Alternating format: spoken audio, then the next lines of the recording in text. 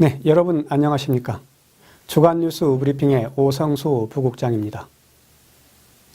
약 4조 원대의 광주시 금고를 놓고 유치 경쟁이 본격화됐습니다. 광주시가 본격적인 시금고 선정 작업에 나섰기 때문입니다. 광주시가 시금고 선정 작업에 나섰습니다. 광주시는 4조 원대의 시금고 운영기관 선정 기준을 담은 조례안이 확정됨에 따라 조만간 공고를 내고 공모 절차에 들어갈 예정입니다. 금고 지정 방침이 확정되면 사전 설명회 등을 거쳐 약 2주간 공모 절차를 밟을 예정입니다. 이후 금고 지정 심의위원회를 구성한 뒤 제안서 심의 및 평가를 거쳐 11월까지 지정을 완료할 계획입니다. 현재 광주시 제1금고는 광주은행이, 제2금고는 국민은행이 맡고 있습니다. 이번 시금고 유치 전에는 광주은행과 국민은행을 비롯해 농협중앙회와 하나은행, 신한은행 등이 경쟁을 벌일 것으로 보입니다. 네, 이번 광주시 시금고에서 가장 큰 관심사는 광주은행이 또다시 제1금고를 차지할 것이냐 하는 것인데요. 한때는 지방은행에 다소 불리하게 전개되면서 광주은행이 바짝 긴장하기도 했습니다. 그러나 최근 개정 과정을 거쳐 다소 안심하는 분위기입니다. 반면 검찰이 광주시 전 자문관 비리 사건과 관련해서 시금고 조례 개정 과정 등에도 수사하고 있는 것으로 알려져 결과가 주목됩니다. 네, 어린이 교통사고는 아무리 강조해도 지나치지 않는데요.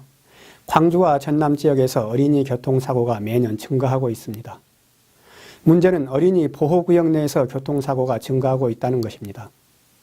최근 3년간 광주 전남 어린이 보호구역에서 119건의 어린이 교통사고가 발생했습니다.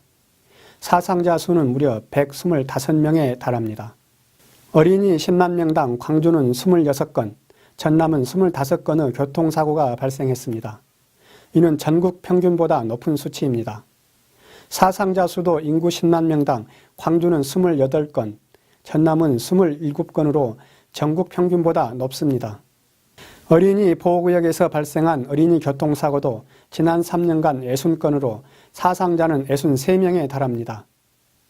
한마디로 어린이 교통사고 건수가 매년 증가하고 있다는 것입니다.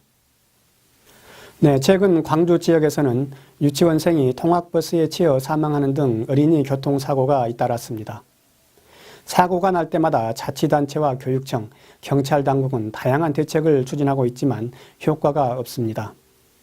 어린이 교통사고를 줄이기 위해서는 무엇보다도 운전자들의 교통문화안전의식 고취가 중요합니다. 타인을 배려하는 운전문화 습관입니다. 여기에 CCTV 설치 등 맞춤형 대책도 시급합니다.